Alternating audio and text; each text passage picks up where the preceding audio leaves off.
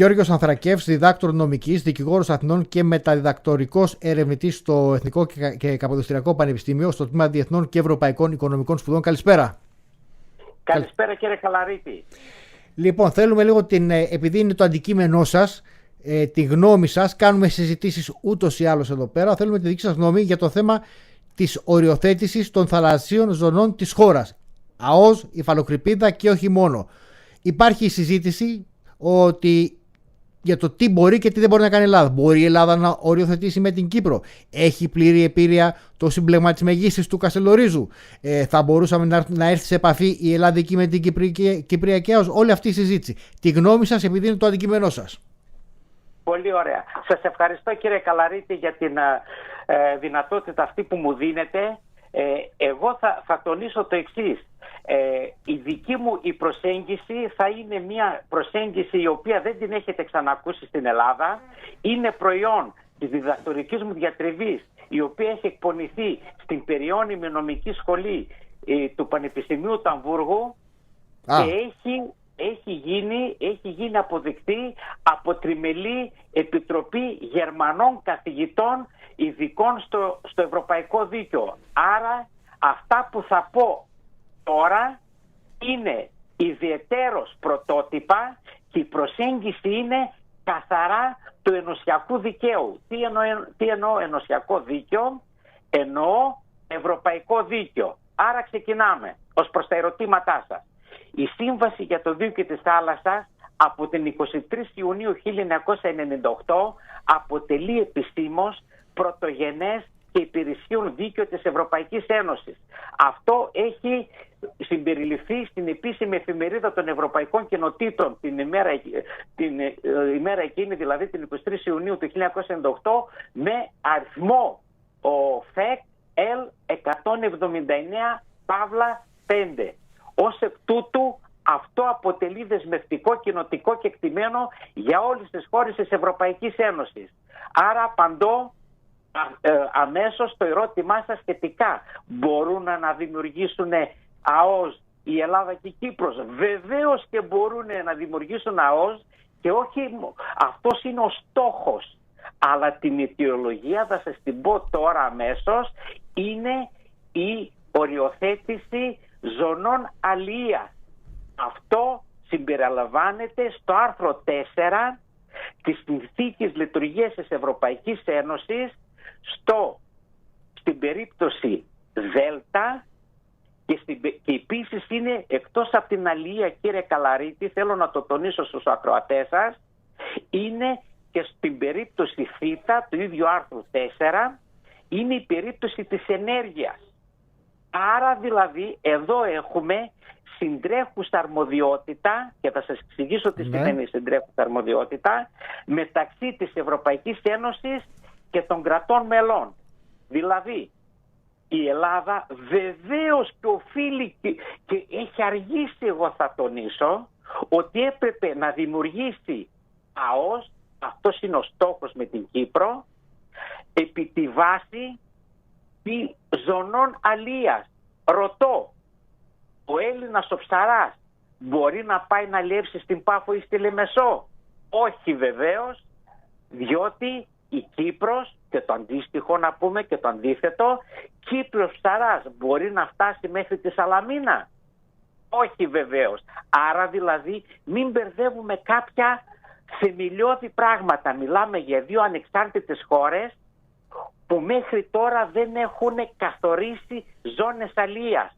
Ποιος το λέει? Η συντρέχουσα αρμοδιότητα. Τώρα πάμε, τι σημαίνει συντρέχουσα αρμοδιότητα? Συντρέχουσα αρμοδιότητα σημαίνει ότι η Ευρωπαϊκή Ένωση, γι' αυτό θεωρώ ότι αυτά είναι πρωτόγνωρα και για σας κύριε Καλαρίτη, αλλά και για τους ακροατές σας, και είναι το εφαρμοστέο δίκαιο. Εγώ προτείνω και προτρέπω τους επιστήμονες και τους δημοσιογράφους και τον ελληνικό λαό και τον κυπριακό λαό να αφήσουν στην άκρη το λεγόμενο διεθνές δίκαιο. Δεν το χρειαζόμαστε. Η ιστορία μας ξεκινά, κύριε Καλαρίτη, από την 23η Ιουνίου 1998 και εντεύθεν. Ό,τι έγινε πριν να το ξεχάσουμε, γιατί μόνο μπορεί να μας μπερδέψει. Συγγνώμη, το διεθνές δίκαιο και το δίκαιο της θάλασσας συγκεκριμένα δεν υπερισχύουν του ενωσιακού δικαίου? Όχι, ή το αντίθετο? Το ενωσιακό δίκαιο υπερισχύει εντός της Ευρωπαϊκής Ένωσης. Το ενωσιακό δίκαιο δεν λαμβάνει υπόψη το διεθνές δίκαιο και το δίκαιο της θάλασσας? Δεν το ενσωματώνει? Ακούστε με κύριε Καλαρίτη με προσοχή και οι Κροατές σας. Το διεθνές δίκαιο ήτανε, η σύμβαση για το δίκαιο της θάλασσας ήταν διεθνές δίκαιο, όπως πολύ σωστά το λέτε και το λένε και οι επιστήμονες. Όμως, όπως το τόνισα προηγουμένως, ότι από την 23η Ιουνίου 1998 και εντεύθεν, αυτό έγινε πρωτογενές ενωσιακό δίκαιο, άρα δεσμεύει την Ελλάδα και την Κύπρο. Θα πρέπει να πάνε, τώρα λέω το δικαστήριο που πρέπει να αναλάβει αυτό το ζήτημα, είναι το δικαστήριο της Ευρωπαϊκής Ένωσης στο Λουξεμβούργο, διότι δεν ήταν τυχαίο που είπα πριν από λίγο το άρθρο 4 της Συνθήκης Λειτουργίας, δηλαδή η Ελλάδα και η Κύπρος θα πάνε με συνυποσχετικό, θα δημιουργήσουν ένα συνυποσχετικό με βάση το άρθρο 273 τη Συνθήκη Λειτουργία της Ευρωπαϊκής Ένωσης και θα πούνε, στο συνυποσχετικό θα γράψουν ότι εμείς Ελλάδα και η Κύπρος συμφωνούμε, συνομολογούμε να οριοθετήσουμε ΑΟΣ με διπλή αιτιολογία, διότι δεν έχουμε ζώνες αλίας και θέλουμε να ρυθμίσουμε τα ενεργειακά μας ζητήματα. Είναι επανάληψη αυτό που είπα πριν από λίγο, διότι αυτό αποτελεί συντρέχουσα αρμοδιότητα. Και σε αυτή τη διαδικασία, κύριε Καλαρίτη, πρέπει και οφείλει και είναι δυνατόν να συμπράξει σε αυτό το συνυποσχετικό και η Ευρωπαϊκή Επιτροπή. Γιατί πρέπει να το κάνει? Και θα είναι εύκολο να το κάνει αυτόματα. Γιατί η Ευρωπαϊκή Επιτροπή είναι υποχρεωμένη από αυτό που είπα πριν από λίγο, από τη συντρέχουσα αρμοδιότητα. Δηλαδή, σε αυτό το συνυποσχετικό θα μπουν 3 υπογραφές. Ελληνική, Κυπριακή και της Ευρωπαϊκής Επιτροπής. Γιατί? Ώστε η απόφαση που θα βγει δικαστική στο δικαστήριο της Ευρωπαϊκής Ένωσης στο Λουξεμβούργο θα δεσμεύσει την Ευρωπαϊκή Επιτροπή. Άρα αυτή τη στιγμή έχω ξεκαθαρίσει ποιο δικαστήριο θα κάνει αυτό και επί ποια νομική βάση. Να ρωτήσω κάτι για τις ζώνες αλίας. Οι ζώνες αλίας δεν συμπεριλαμβάνονται στην ΑΟΣ, εφόσον η ΑΟΣ αφορά στην εκμετάλλευση των πόρων, δυνατοτήτων κλπ. Από το βυθό, όλη τη στήλη του ύδατος μέχρι την επιφάνεια και πέρα από αυτή. Άρα, δηλαδή, η υφαλοκρηπίδα είναι από το βυθός και κάτω, ΑΟΣ περιλαμβάνει όλο μαζί. Δεν συμπεριλαμβάνεται η ζώνη αλίας στην ΑΟΣ ως χώρος πεδίου εκμετάλλευσης. Ναι. Κύριε Καλαρίτη, βεβαίως πολύ σωστά τα λέτε. Γι' αυτό το θέμα είναι πολύ ξεκάθαρο. Δηλαδή, θα σας πω το εξής για να το καταλάβουμε και κάπως διαφορετικά, διότι αντιλαμβάνομαι είναι πρωτόγνωρα πράγματα αυτά, διότι έχει όλος ο κόσμος συνηθίσει την ΑΟΣ να τη βλέπει υπό το πρίσμα του διεθνούς δικαίου. Μα είναι ακριβώς το ίδιο, είναι τα ίδια άρθρα. Αυτό που σας είπα στην αρχή της συνέντευξης, ότι η Ευρωπαϊκή Ένωση πήρε τη σύμβαση για το δίκαιο της θάλασσας χωρίς να αλλάξει ούτε ένα κόμμα, ούτε μια τελεία, και την έκανε copy-paste, να το πω απλά και έτσι, ενωσιακό δίκαιο. Δηλαδή, άρα πρωτογενές ενωσιακό δίκαιο, μάλιστα. Ναι. Δηλαδή δεν θα πρέπει κανένας ενδιαφερόμενος να ρωτήσει και να πει, εντάξει, έγινε ενωσιακό δίκαιο, πού μπορώ να βρω το άρθρο 3, πού μπορώ να βρω το άρθρο 15, πού μπορώ να βρω το άρθρο 121 που είναι και τα επίμαχα άρθρα. Τι προβλέπει, να ρωτήσω κάτι, το ενωσιακό δίκαιο επ' αυτού, τι προβλέπει αν υπάρχουν μεταξύ των κρατών μελών της Ευρωπαϊκής Ένωσης που καλούνται να οριοθετήσουν τις ζώνες αλίας κλπ. Εάν παρεβάλλονται ή αν υπάρχουν παρακείμενα κράτη, τι γίνεται σε αυτήν την περίπτωση? Αίγυπτος, ας πούμε. Πολύ καλή ερώτησή σας. Πάρα πολύ καλή ερώτησή σας, γιατί σκόπευα να δώσω και αυτή την εξήγηση. Για πέστε μου. Είναι πολύ σωστό, διότι τι γίνεται με το συνυποσχετικό, όπως το ανέφερα με βάση το άρθρο 273 της Συνθήκης Λειτουργίας της Ευρωπαϊκής Ένωσης, η Ελλάδα θα επικαλεστεί τα άρθρα 3, 15 και 121 παράγραφος 2 της Σύμβασης για το Δίκαιο της Θάλασσας, που τα ξέρουν όλος ο κόσμος. Είναι το άρθρο 3 που λέει ποιο είναι ποια είναι η γυαλίτιδα ζώνη, ποιο είναι το εύρος της, είναι το άρθρο 3. Είναι επίσης ενωσιακό δίκαιο. Δεν έχει αλλάξει.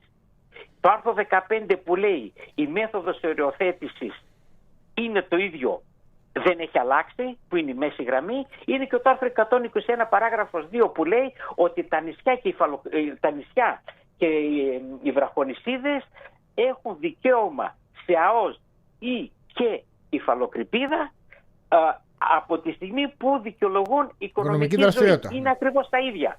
Άρα απαντάω και λέω ότι αυτά που ξέραμε ως διεθνές δίκαιο, τη Σύμβαση για το Δίκαιο της Θάλασσας, είναι ακριβώς τα ίδια άρθρα που είναι σαν ενωσιακό δίκαιο και υπηρεσιακό δίκαιο και άμεσα εφαρμοστέο για τις χώρες μέλη της Ευρωπαϊκής Ένωσης. Άρα έτσι εξηγείται και ο λεγόμενος χάρτης της Σεβίλης που έχει τις ευρωπαϊκές ΑΟΣ αποτυπωμένες και δίνει πλήρη επίρρεια. Πολύ σωστή είναι η παρατήρησή σας, κύριε Καλαρίτη, διότι εγώ θα πω τώρα κάτι άλλο, το οποίο θα έρθει να επιβεβαιώσει τα λεγόμενά μου. Δεν μπορεί η Ελλάδα και η Κύπρος, που είναι χώρες της Ευρωπαϊκής Ένωσης, να μην προστρέχουν στο άμεσα εφαρμοστέο και υποχρεωτικό δίκαιο, διότι αυτό τους δεσμεύει. Το γεγονός το ότι δεν είχαν μέχρι τώρα επιπτώσεις δεν σημαίνει ότι μπορούν και να το παρακάμψουν. Άρα τι έρχομαι εγώ και λέω, ότι η Ελλάδα και η Κύπρος πρέπει το συντομότερο δυνατόν να κάνουν αυτό το συνυποσχετικό και να εκμεταλλευτούν στο έπακρον τις πρόνοιες του άρθρου 3 για το εύρος της γυαλίτιδας ζώνης, το άρθρο 15 η μέση γραμμή που είναι η μέθοδος οριοθέτησης και το άρθρο 121 παράγραφος 2 που λέει ότι όλα τα νησιά και οι βραχονησίδες έχουν δικαίωμα σε ΑΟΣ και υφαλοκρηπίδα. Ποιο είναι το καλό στη διαδικασία αυτή? Ότι οι χώρες, οι παρακείμενες, πολύ σωστά είπατε, η Τουρκία και η Αίγυπτος, θα πούνε από μια τέτοια οριοθέτηση ως αιτιολογία ζώνη αλίας ή ενεργειακή δυνατότητα των δύο κρατών, θα έχουν επιπτώσεις. Τα ζωτικά τους συμφέροντα θα έχουν επίπτωση. Θα έχουν επίπτωση στα ζωτικά τους συμφέροντα. Τι θα κάνει? Η Ευρωπαϊκή Επιτροπή θα καλέσει την Τουρκία και να αυτό το μεγάλο πρόβλημα που μπορούμε να ξεπεράσουμε, χωρίς να χρειάζεται συνυποσχετικό αλλά Χάγης και να αρχίσουν να ζητάνε, να θέτουν ζητήματα συνθήκη της Λοζάνης, αποκρατικοποίησης. Όχι, αυτά τα ζητήματα στο Λουξεμβούργο, κύριε Καλαρίτη, ναι. Σας παρακαλώ πολύ και το τονίζω, ναι, και σε εσάς και στους ακροατές σας, συνθήκη της Λοζάνης δεν θα ερμηνευθεί στο δικαστήριο της Ευρωπαϊκής Ένωσης στο Λουξεμβούργο και η Ελλάδα ξεπερνά ένα τεράστιο σκόπελο. Εκεί πάει μόνο ένα ζήτημα. Το ζήτημα της Σύμβασης για το Δίκαιο της Θάλασσας σαν ενωσιακό δίκαιο και όλα που υπάρχουν μέσα, που προβλέπονται μέσα. Είναι αυτά τα άρθρα που ανέφερα. Άρα δηλαδή μεγάλη ανακούφιση θα έχει λάβει η Ελλάδα εάν κάνει τη διαδικασία αυτή στο δικαστήριο της Ευρωπαϊκής Ένωσης στο Λουξεμβούργο, διότι δεν θα συζητήσει και δεν θα μπει στην υποχρέωση να κάνει συνυποσχετικό με την Τουρκία. Ωραία, αν στο συγκεκριμένο δικαστήριο καταθέσουν ενστάσεις η Τουρκία και η Αίγυπτος, τι γίνεται, πώς αποφαίνεται το δικαστήριο, με βάση ποιο πλαίσιο? Πολύ ωραία. Λοιπόν, έρχομαι στο ερώτημά σας ουσιαστικά να απαντήσω. Η Τουρκία θα κάνει τις δικές της γραπτές παρατηρήσεις. Η Ευρωπαϊκή Επιτροπή θα πει καλοδεχούμενοι σαν τρίτος παρεμβαίνουν η Τουρκία. Καλοδεχούμενοι σαν τρίτος παρεμβαίνουν η Αίγυπτος. Διότι αν γίνει αυτή η διαδικασία που εξήγησα, κύριε Καλαρίτη, μεταξύ Ελλάδας-Κύπρου, το τουρκολιβικό μνημόνιο θα εξεταστεί κατά πόσο ήταν νόμιμο. Επίσης, ένα άλλο πολύ σημαντικό ζήτημα, θα εξεταστεί αυτό το κομμάτι που έμεινε εκτός ΑΟΣ Ελλάδας-Αιγύπτου, που χρειαζόταν και τη συνένεση και της Τουρκίας μελλοντικά. Άρα δηλαδή σε μια τέτοια διαδικασία όλα τα ζητήματα αυτά θα ξεκαθαρίσουν οριστικά και αμετάκλητα. Αυτό πάντως δεν αποκλείει το ενδεχόμενο το συγκεκριμένο δικαστήριο να λάβει υπόψη και θέσεις Αιγύπτου ή Τουρκίας. Έτσι. Απλά λέμε ότι είναι ένα πλεονεκτικό πεδίο για μας, επειδή είμαστε κράτη-μέλη, η Κύπρος και η Ελλάδα, αλλά δεν αποκλείει την πιθανότητα να λάβει υπόψη στην απόφασή του ενστάσεις τρίτων. Έτσι. Σωστά. Ναι. Μιλάτε για το δικαστήριο της Ευρωπαϊκής Ένωσης στην Ευρωπαϊκή Ένωση. Γι' αυτό το δικαστήριο μιλάμε. Ναι, έτσι είναι. Άρα η Ελλάδα θα έχει, όμως η διαφορά ποια θα είναι, κύριε Καλαρίτη? Η διαφορά θα είναι ότι η άμεση αντίδικη και ενδιαφερόμενοι θα είναι Ελλάδα και η Κύπρος. Οι άλλοι θα είναι μόνο τρίτοι παρεμβαίνοντες, η Τουρκία και η Αίγυπτος. Και ποιο θα είναι το πλεονέκτημα? Το πλεονέκτημα είναι το δικαστήριο αυτό της Ευρωπαϊκής Ένωσης στο Λουξεμβούργο δεν θα λάβει υπόψη καμία νομολογία του Διεθνούς Δικαστηρίου της Χάγης. Θα αποφασίσει με βάση το ενωσιακό δίκαιο, θα αποφασίσει με βάση το ενωσιακό δίκαιο και μόνο, λέτε. Μπράβο. Άρα δηλαδή θα λάβει υπόψη τις γραπτές παρατηρήσεις που οφείλει και να καταθέσει η Τουρκία. Μάλιστα. Να ρωτήσω κάτι άλλο και θα επανέλθουμε, γιατί μας πιέζει λίγο χρόνο. Θα επανέλθουμε γιατί είναι πολύ μεγάλη συζήτηση και θα τη συνεχίσουμε, εννοείται. Να ρωτήσω κάτι. Υπάρχει προηγούμενο κρατών μελών που έχουν προσφύγει στο εν λόγω δικαστήριο για ανάλογα θέματα? Ναι. Λοιπόν, έχουμε την περίπτωση το άρθρο 273, την περίπτωση Αυστρίας-Γερμανίας, όπου για πρώτη φορά εφαρμόστηκε το άρθρο 273, αυτό που ανέφερα πριν από λίγο. Τι είχε συμβεί? Εκεί ξεκαθάρισε, κύριε Καλαρίτη, ότι αν γίνει συνυποσχετικό που να εμπίπτει και να είναι στην τρέχουσα αρμοδιότητα της Ευρωπαϊκής Ένωσης και των κρατών μελών, εκεί έχουμε αρμοδιότητα και μπορούν στα ζητήματα αυτά της ΑΟΣ να έχουμε οριοθέτηση. Βεβαίως η Αυστρία και η Γερμανία δεν πήγανε στο δικαστήριο της Ευρωπαϊκής Ένωσης του 2017. Συγγνώμη, η Αυστρία είναι περίκλειστη. Ναι, γι' αυτό πήγα να πω. Γιατί προσέφυγε η Αυστρία? Προσέφυγε διότι προσέφυγε για την αποφυγή διπλής φορολόγησης των πολιτών. Ακούστε, δεν μας ενδιαφέρει το ιστορικό. Μας ενδιαφέρει ότι το δικαστήριο της Ευρωπαϊκής Ένωσης... Ποια νομολογία έλαβε υπόψη, έτσι? Ναι, μπράβο, έτσι ακριβώς. Δηλαδή, μας διευκόλυνε πάρα πολύ η Αυστρία και η Γερμανία με αυτή την διαδικασία, να καταλάβουμε και εμείς Ελλάδα και Κύπρος να καταλάβουν ότι αντίστοιχο συνυποσχετικό αν υπογράψουν με άλλο αντικείμενο που να εμπίπτει στην αρμοδιότητα. Το πλαίσιο θα είναι το ενωσιακό, κατανοητό. Άρα Αυστρία, Γερμανία προσέφηκαν, λέτε, για το θέμα διπλής φορολογίας. Υπάρχει προηγούμενο κρατών μελών, και θα επανέλθουμε, υπάρχει προηγούμενο κρατών μελών που να προσέφηγαν για ανάλογο θέμα θαλασσίων ζωνών? Ναι. Είναι η περίπτωση, κύριε Καλαρίτη, πάω στην περίπτωση Σλοβενίας κατά Κροατίας το 2020 και θέλω τώρα να προσέξετε πάρα πολύ καλά αυτά που θα πω. Εδώ έχουμε το 2020 την υπόθεση Σλοβενίας κατά Κροατίας. Εκεί τι είχε συμβεί? Ότι